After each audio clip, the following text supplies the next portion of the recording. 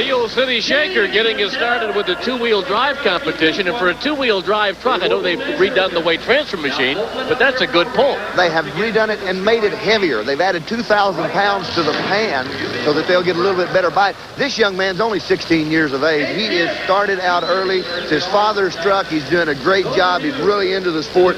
He's going to be one of the young premier pullers in America coming up very soon. The Steel City Shaker. Let's watch Dave as he leaves with the sled, easing into it a little bit, trying to get a little ground speed before he hammers the motor. Now he's into it about 25, 30 feet out. When he does, he could be a little bit heavy on the nose, Bob Kurtz. The front end doesn't get up in the air like it should. A little bit nose heavy on it. It just wouldn't get the power transferred to the rear wheels to make a successful pull of a full pull. It's an excellent job for that young man. For the Steel City Shaker, it's 145 feet, 5.5 inches. Bob Kurtz, Mike Galloway, the Civic Center, Hartford, Connecticut, two-wheel drive competition. You're looking at the Orange Blossom Special. Bob, I think he's got a chance at it. He's got a... Mike, we're looking at a truck here that very well could win this competition. I would say this would probably be the favorite of this class. That's true, Bob. Alan Gaines. Georgetown, Kentucky, kind of the father in the two-wheel drive class. Built one of them years ago before they were ever a class. And he is a very strong competitor. The inside of this truck, Bob Kurt, completely original. They took out one bucket seat. Still has all the air conditioner controls, the AM/FM stereo. Beautiful truck. Let's see how he leads the pack.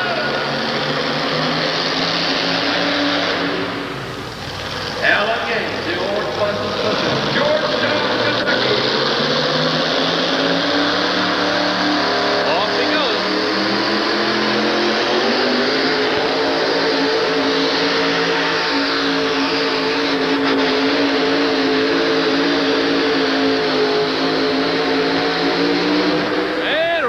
For a full pull for the Orange Blossom Special. Well, Bob, you were absolutely right. A tremendous job on the part of Alan Gaines. I think they're going to go ahead and measure him and give him a distance. I don't think that they're going to see anybody in the pull-off situation tonight with these motors. Alan doing a great job all the way down. I thought he was a little heavy on the nose, but I'll tell you what, it didn't show in the end result. Let's see how he does. Doesn't waste too much time. He rolls with the sled just a short while before he eases into the big blower motor. Now he's wide open. He's picking the tires up a little bit. They're just, the balance on it actually looks just about right. Kind of tapping the ground 2 or 3 times as he goes down the track. Alan Gaines doing a super job, really handling the horsepower well. Not a lot of ground speed, but still he got enough of it to put him out in the lead. Well, as I told you, Mike, that's going to be an awfully tough truck to beat. Look at that, 163 feet 1 inch. That's true, Bob, but I feel like there's one other truck here tonight that's got the capabilities of going past that 163 feet and 1 inch mark. I feel like there's another truck in this competition we're going to see that could very well go past the Orange Blossom Special. We'll have to wait and see, and I'll point the truck out to you in a little bit. Telstar, Bob Bauman. Bauman family in it again. Carry a total of 3 vehicles. This is their two-wheel drive. It's a little S15 GMC Ranger. Big supercharged 572 cubic inch motor under the hood. It's really tough. Built a lot different than most of them as it sits quite a bit lower to the ground than most of the two-wheel drive. Let's watch Bob. Mark to beat a 163 1.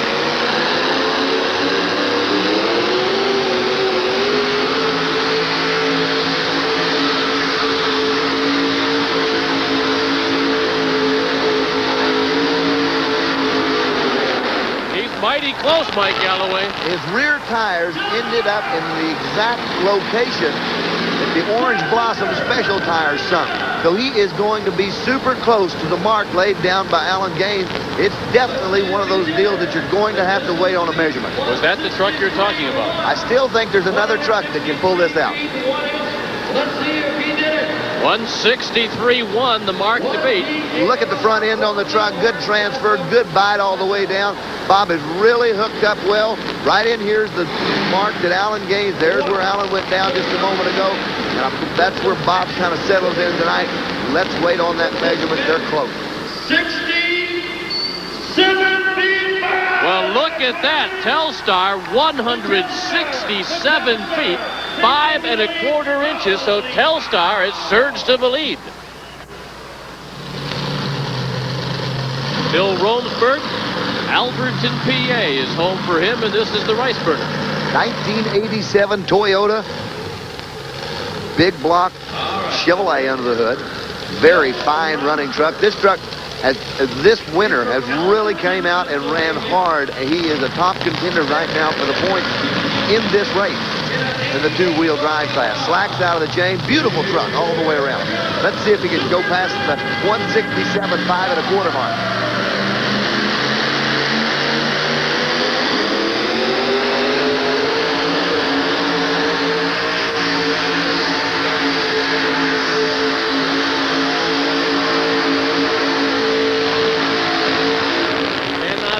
Just couldn't get a hole shot to launch the truck. Couldn't get enough to really get in it hard enough on the starting line to go with.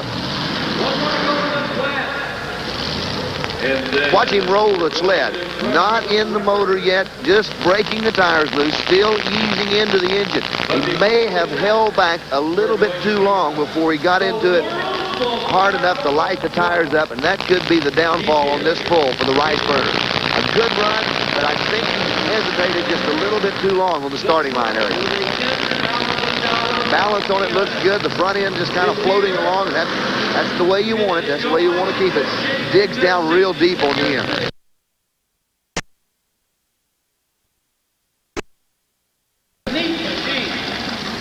Mike, you have it. There's only one truck left. This is Darth Invader. This must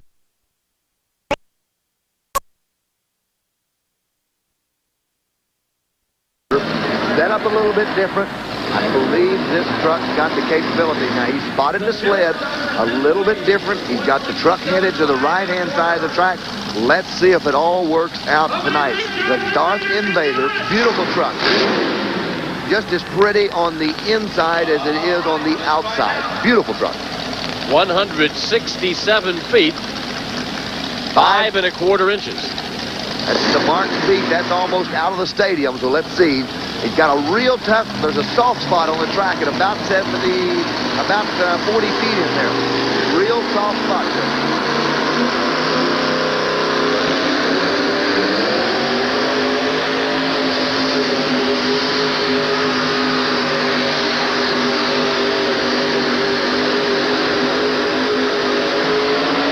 Didn't make it. Just could not do it. The track is rutted up so bad that there wasn't any traction left for Jordan. Not taking anything away from Bob Bauman. He read the track well. He handled his vehicle well. And he geared it for that situation. Let's watch it where he runs into problems. Now, right in here, you're going to see that soft spot in the track. Tires just really do not ever get a hold of the track at all. George doesn't get any tire speed, and the track is too soft for him. He can't get up on top of it and run the way he should. Good job, just couldn't make a full pull tonight. So Telstar is the winner, 167 feet, 5 1/4 inches. Bob Bauman will be crowned winner champion here in Hartford, Connecticut. Bob and Pam, they deserve a win. Always, they work hard at this sport, and as we mentioned, a beautiful job on the part of Bob. He really had the truck dialed into it.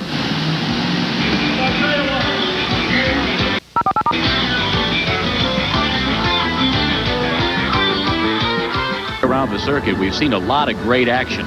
Some of it comes out just the way it's supposed to, and some of it obviously doesn't. Watch this.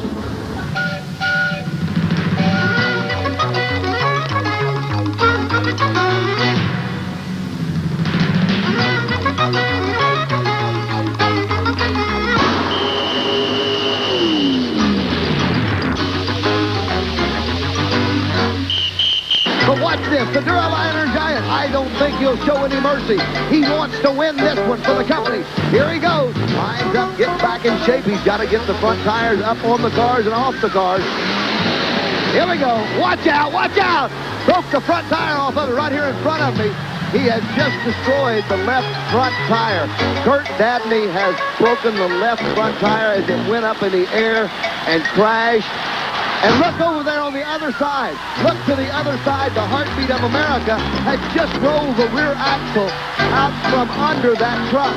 We've got monster trucks laying everywhere tonight. Probably the most powerful four-wheel drive pulling truck in America, the Bud Boss twin-blown Hemi.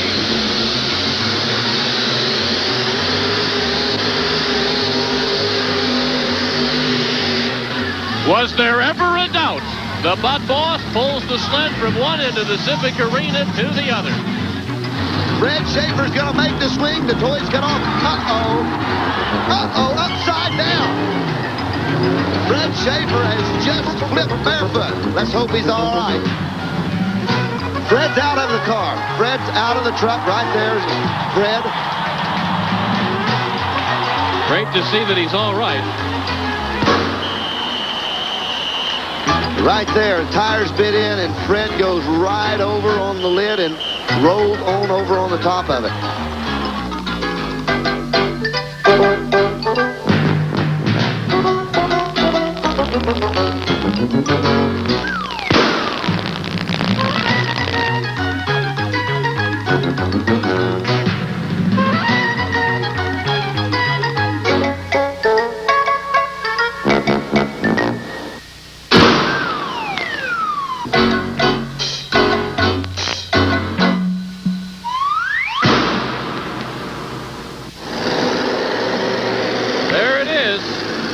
Generally, the main event of the evening, the Budweiser Boss, driven by Gary Collins.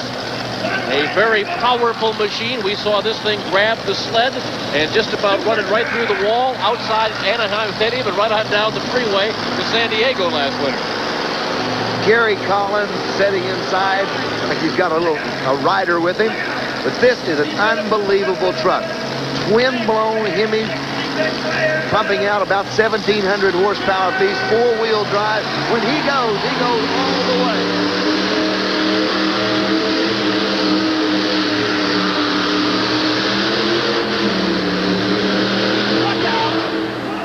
Parks it right outside. On his way to Boston. He really was. You notice, Bob, I don't know whether you noticed or not, but he rolled along the track, just kind of piddling along.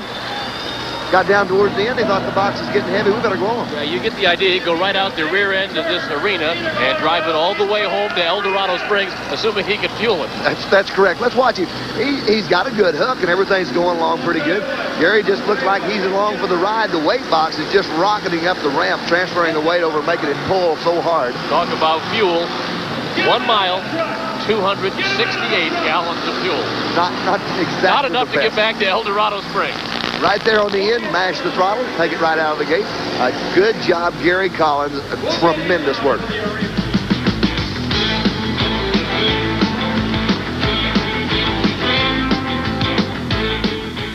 Trucks. This is Bigfoot. Gene Patterson is driving tonight. Jim Kramer is here, but Gene Patterson is behind the wheel. Gene's been driving for quite some time. He's an excellent driver. Kramer's taking a little time off, letting some injuries heal up a little bit. Watch this young man when he attacks the cars. He does attack. Straight up in the air, and I mean over it in style. I thought, Bob Kurtz, that he had just about gone through the roof. Looked like he launched a blue missile. Straight up in the air when he hit the car. Now we have a local radio station here in Hartford that has sponsored a contest to get some records crushed. Music that they did not care for, so the records are also in among all the debris. And Gene Patterson will make another run at them. There's some of the records that some of the people were not too excited about. Gene Patterson doing room to maneuver the trucks around, and they're having a little bit of difficulty getting them all lined up and getting any kind of a run at the cars. But watch this young man when he attacks. He's liable to go all the way over the cars. We got 4 of them, and he could very well fly the whole 4. Got all the safety equipment. He wears a kidney belt. He wears the neck brace, roll cage inside. Watch him. Watch him. flies over the top of them, destroying the car straight up in the air. Outstanding job, but Bob Kurtz, he was so high when he hit those cars, it was unbelievable. Many times as you see this show, you're always amazed at the awesome power of that vehicle when you actually are able to be here and see it in person. Not only the power on it, but you know, they honestly beat this truck. They put it through every kind of test you can imagine, and watch him. It always comes off on top, just flying the colors high. Hit Smash and then way up in the air. Look at that. Look how high it got before it landed, just barely catching the edge of that car. Gene taking a beating on the inside, but Gene's into it. He really enjoyed it. Gary Bauer is the driver. Here's the Lone Ranger. He's out of Ohio. It's a supercharged Ford on a little Ford Ranger. Each tire and wheel probably weighing over 1,200. But watch this young man. He's going after him. Look out. Flying off to the left-hand side. He almost turned it over, but immediately jumped on the throttle. Had to get out of that situation and get it back up on all fours. A fine job of driving for that young man. Almost lost it. That's how you recover those things? You've got to stay on the throttle when they land. You've got to nail the throttle, make them pull themselves out of any kind of problem it would be in. Gary working it around. Now he'll come back to the cars going the other direction. He'll probably line up a little bit closer to the edge. He doesn't want to get up there and let it drift over to the side like it did on the previous jump. Little Ford Ranger setting up atop those gigantic tires. Watch him. He's got all the speed. He's ready for it. Hits the cars and runs with them. And I believe he just jumped out of gear for a moment. That's all it did. Little backup wheelie. Thought Gary had broken a transmission when he landed, but it jumped out of gear. The transfer case must have jumped out of gear. There's a good shot of the planetary gears. That takes a load off the center portion of the axle. Next is the Giant. Kurt Dabney, the driver. Look at that! Look at that! He just really launched it when he hit the cars on the throttle hard. Dabney doing a great job, and when he hit the cars, and he's going to do backup, and there is seems like some problems maybe with the front end, because when Bob Kurtz, when he hit that, the rear tires were spinning, but the front tires weren't spinning at all. He's just destroying them, but he's doing it all with rear wheel drive only. The front axle has snapped in two, and he has no front wheel drive. He has no front wheel drive. He does an excellent job on the rear wheels only.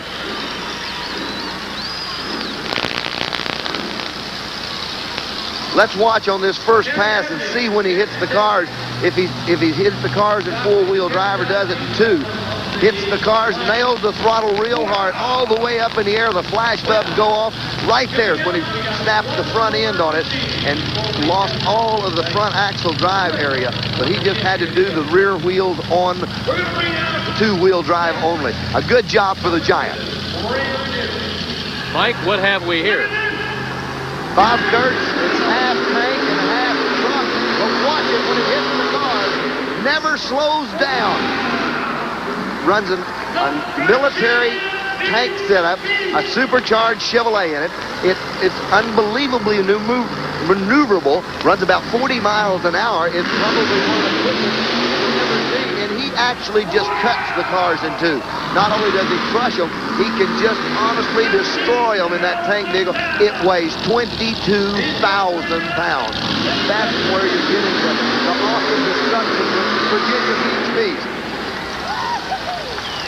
Donnie Kessel driving the Virginia Beach Beast, the big supercharged Chevrolet motor tucked back in the back of it, hooks to an automatic transmission and then goes into the tank drive line, and he not only drives over them, he drives through them. What a way to finish.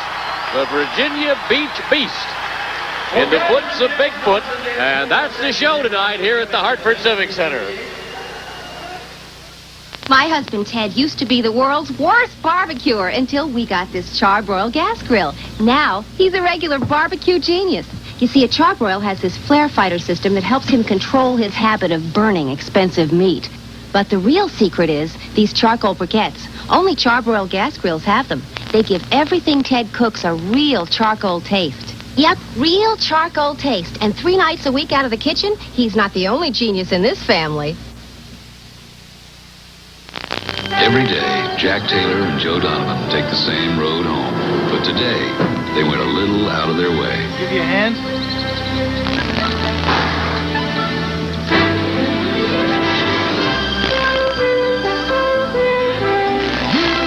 Make America work. Here's to you, the clean, crisp taste of Beechwood-aged Budweiser. This Bud's, For all the guys who go out of their way. this Bud's for you. This is ESPN, the Total Sports Network.